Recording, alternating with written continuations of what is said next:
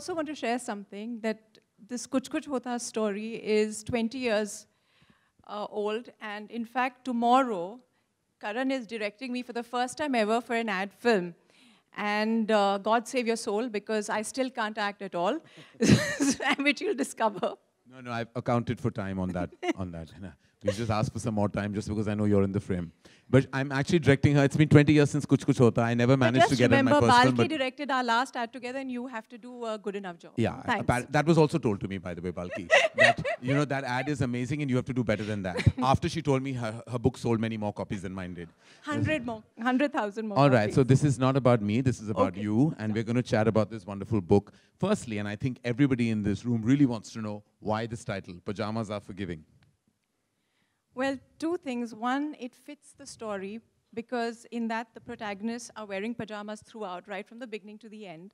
The other one, because I think it's an allegory of life itself, where if you have pajamas, and it's up to you to, you know, find how tight you want to tie your drawstring or not.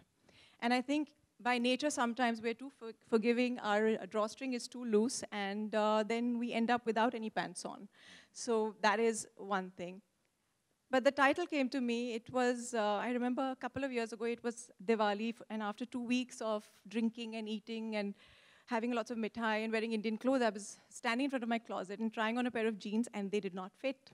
And the line popped into my head that salwars are forgiving in nature, it's jeans that really know how to hold a grudge. And then I waddled off quickly, and I wrote it down before I would forget, and it stayed with me, and finally it became this title. Right, Pyjamas Are Forgiving. Now, I know we all dedicate things to our parents, but in this case, I know there's a reason. That's why I'm asking, because, you know, it's all about loving your parents. No, it's not about loving my parents. And in fact, she's surprised I dedicated this book to her, because she never encouraged me in anything. She's always tried to pick faults. Right in the beginning, when I first started writing columns, one of my columns became very popular, and I called her up, and I said, Mom, you know, my column is really doing well. Have you read it?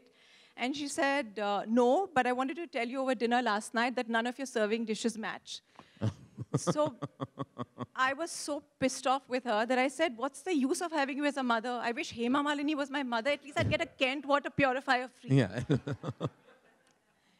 But on a serious note, when I look back and everything that I write about, it seems to be about women finding their place in the world, about the chafing between what a woman is and what she's meant to be.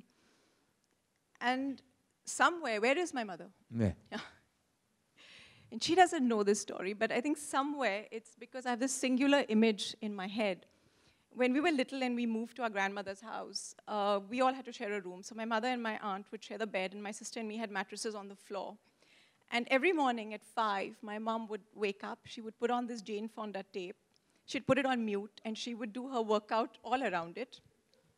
And then she would go to work. At that time, they used to do 3 shifts.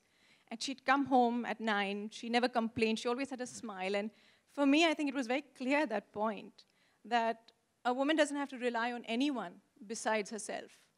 And that men were okay. It was, you know, enjoyable to have them, like a dessert. But they were certainly not the main course.